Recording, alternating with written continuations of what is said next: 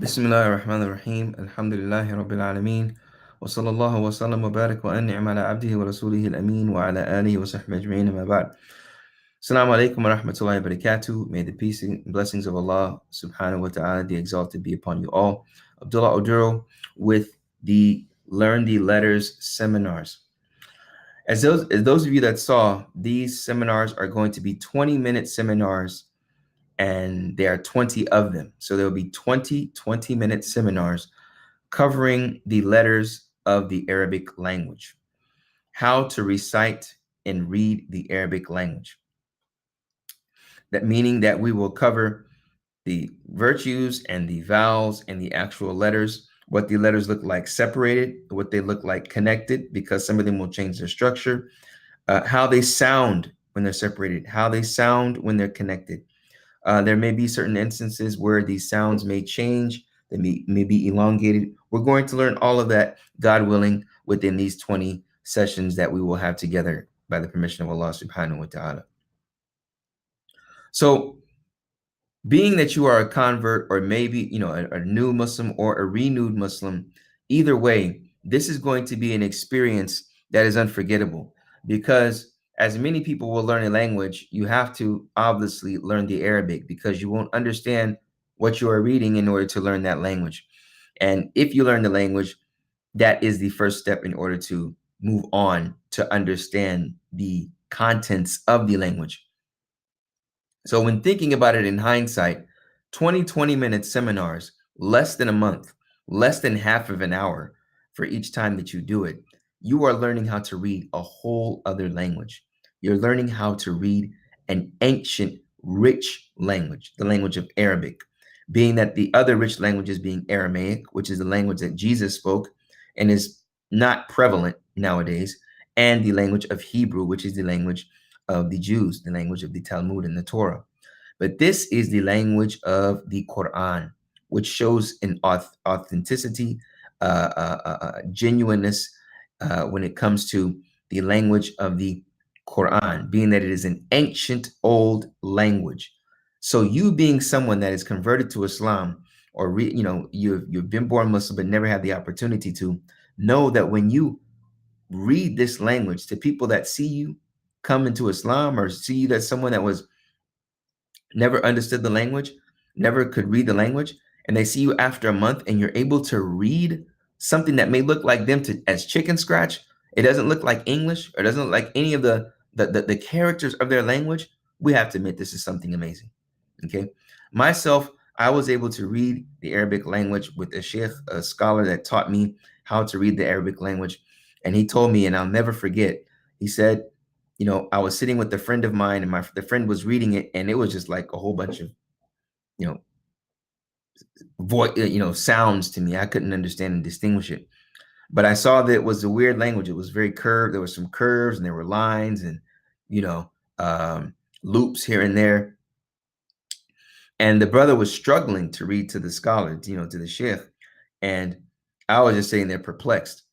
And as he was reading, the scholar stopped and looked at me, and he put the book in front of me, and he said, "Read." And I said, I can't read. I don't know this language. And he started to recite the letter. He said one letter with the vowel, another letter with the vowel. And I repeated after him. I didn't know what I was doing. All I know is that he said, "Read," and I read after him. So as I was doing that, he stopped and he said, "Look, you can read the Quran if you just put hard work into it. You'll be able to read the Quran and then memorize the Quran, and you'll be able to recite the Quran." I always tell people I felt like a kid in a candy store when he was telling me that, because me being able to read another language was just something amazing to me. No, granted, I didn't understand the language, but being able to read it, and then, which is special for the Quran, is recite it in your prayer, or recite it for those that don't know it. Can you imagine someone that's never seen Arabic or heard of Arabic, and they only see it with people across the globe being, another nationality, and then you're sitting here, born, raised, homegrown from your country, and you're reciting that language and able to read it? That's something amazing. It's something amazing. So this is the opportunity that you have to be able to be empowered to recite and to read the language of Arabic. So I congratulate you on your first day I congratulate you for making that intention to continue with us and to finish and being able to read the book of Allah, because that's exactly what it is. You will be reading the words of your creator, Allah subhanahu wa ta'ala. Why take this class? Three things. Firstly, the blessings when reading it in the language that it was revealed. As we know, when you come into Islam, you say, I bear witness that there's no one worthy of worship except Allah, and that Muhammad, peace and blessings be upon him, is his last prophet. Well, how did he become a prophet? What was the event that took place to where it was the transitional point for him to move from a man to a messenger, a person to a prophet? Okay. The Prophet Muhammad was known to be what is called Sadiqun Amin. Before he was given prophethood, he was known to be a truthful, honest person, a truthful, honest, trustworthy man. He was never known to be someone that was out of place or out of pocket and acted out of character. He was always known to be someone of that nature. And he was always known to go to far off into a cave called Hira. And this cave is where Hira, okay? That's how we would spell it in English. And he was known to meditate there to his creator, to his maker. And he would do this consistently until one time at the age of 40, he received revelation from Allah. An angel, the angel Jibril, came to him with the first revelation, okay? And this angel came to him and said, Iqra. Iqra in Arabic means read. It's the imperative form of the verb read. It's the command verb read. Telling him read, just how we say to our children sometimes, read this, read that. He told him read. What is more accurate, one could possibly say, is recite. Because I don't want you to think that Jibril came down as an angel. He came down as an angel. He's an angel. But he didn't have a book, a physical book with him to give to the prophet, instructing him to look at the book and to read the contents of the book. No, he told him to recite after me.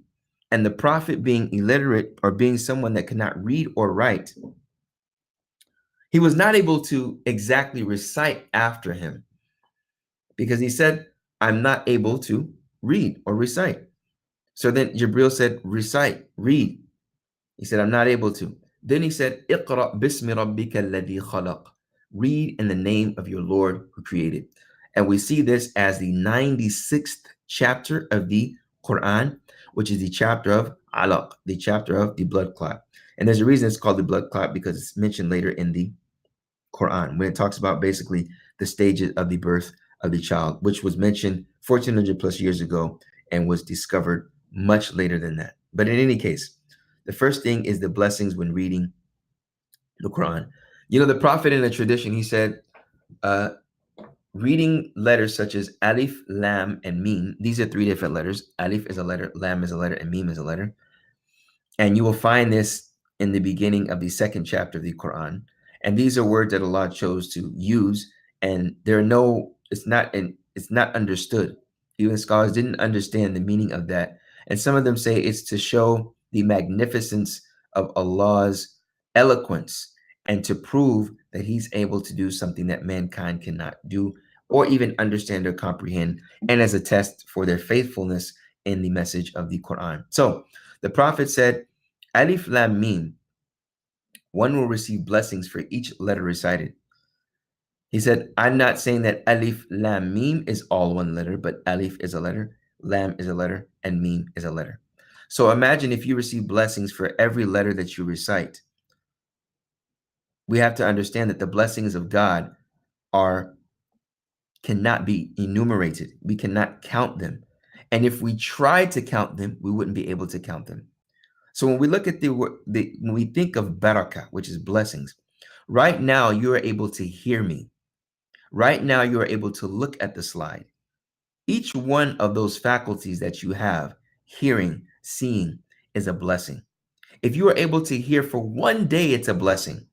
But you're able to hear this whole session consecutively. You're able to think about what you hear and ponder over what you hear. As a child that is young is not able to do that. as an animal is able to hear voices and maybe even understand what's being said to him after repetition, but being able to process, understand, and then articulate it to other than themselves is a blessing. So each one of these things is a blessing. The continuation of each one of those things is a blessing. So just pondering over the reality of blessings in and of itself is impossible to enumerate. It's impossible to totally comprehend. So in looking at reciting the Quran, being that it's a blessing, we don't know how Allah will manifest that blessing for us. Secondly, success comes through struggle. There is no way that you will reach success without any hardship.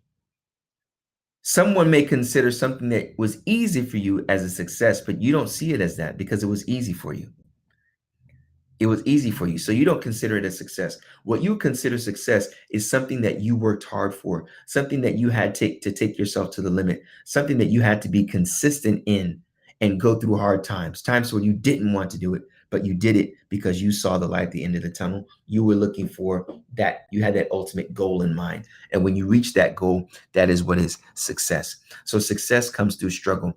The reason I mention this is because we may be used to the English language and saying and and things of that nature and pronunciation and the way we pronounce letters. Even our dialect may be different from New York to California to Texas. So the way that we move our lips and our tongue will be different in certain letters that we use. Okay, like we'll say yesterday, but in certain places it's yesterday, right? So they don't pronounce the R if it's in the middle of a word. And you see and even in England, they may pronounce something. They pronounce the R at the end of some words. They say water as opposed to water. They pronounce the T, but we don't pronounce the T. We pronounce it with a D. Refrigerator, refrigerator. See, all of these are slightly different variations that will request the tongue to move in a certain way, the lips to possibly move in a certain way. Now, when it comes to the language of Arabic, same situation. You will be using your tongue in ways that will be formed inside of your mouth in ways that you've never done before. So, with that being the case, that will be a slight struggle. It will require repetition, and that repetition, you have to keep your eyes on the prize. Being that I want to recite the language in which the Quran was revealed by Allah, meaning that I want to recite what Allah gave to the prophet, the words of God. Just think of it like that. Third benefit, and why we would take this class, is it is a step to Quran literacy. Rather, it is a prerequisite to deep Quran literacy. Learning the Quran in a language other than Arabic is possible. But when we say learning the hidden meanings and gems, and to truly understand and to be truly empowered with the meanings of the Quran and the gems that the Quran holds, this is where one would definitely need the Arabic language. You will never approach the hidden gems behind the Quran. And we can even say some superficial aspects of the Quran. You will never be able to encompass that without learning the Arabic language. Okay. So like when I said Iqra, someone would say read, and someone would automatically think that it is a book that was put in front of him. But when we understand Iqra, it can mean read, it can mean recite. Okay. It can mean tell someone something. So understanding the Arabic language, you cannot understand the language except without being able to read the language. So with this is definitely a step to that literacy. So when looking at, firstly, the language of the Quran, the Arabic language, we see that there is something called harakat. And harakat is Arabic, but we're just using the English transliteration of it. Basically, we're using the English letters to give you the sound. Harakat means movement. Harakat in Arabic is an Arabic word that means movement. Okay.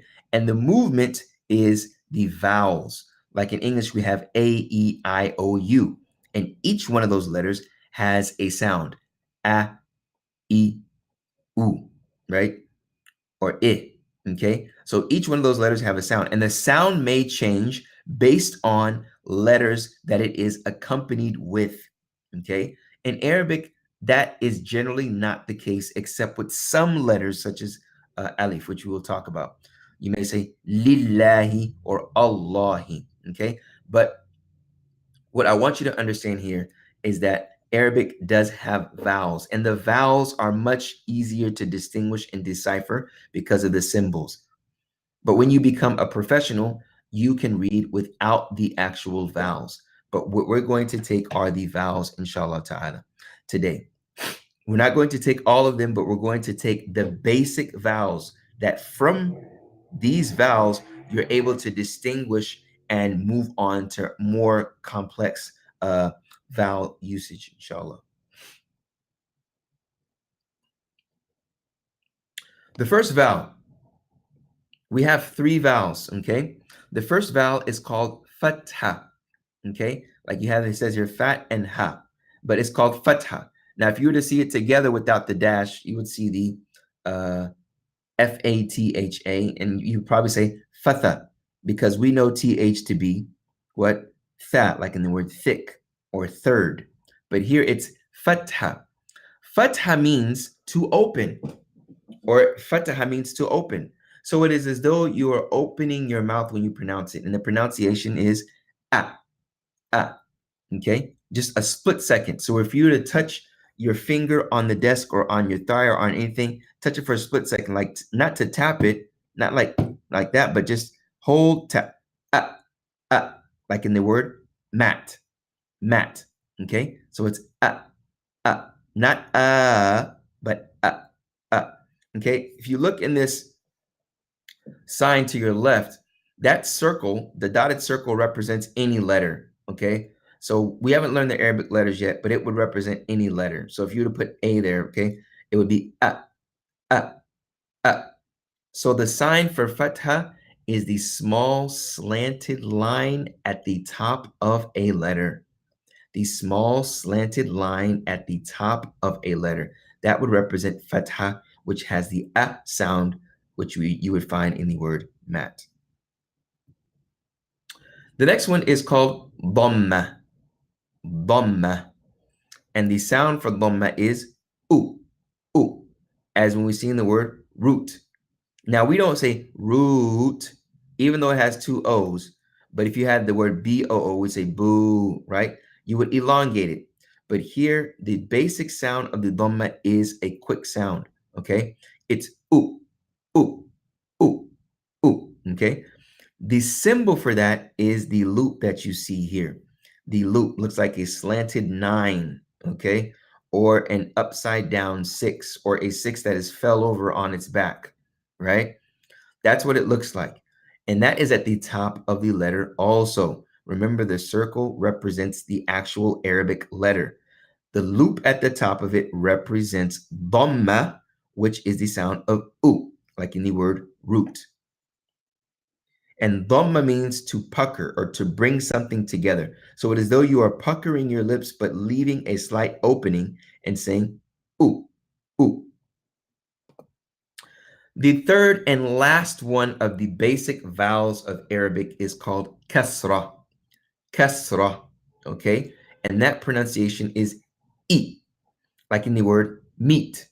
Now in English, we probably pronounce it just a little longer, but not a main difference. It wouldn't be meat, but it would be meat.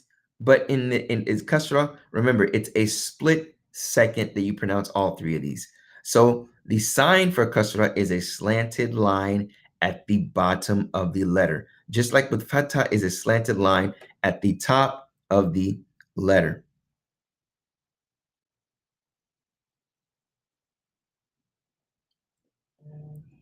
So let's practice here. We have some time here to practice.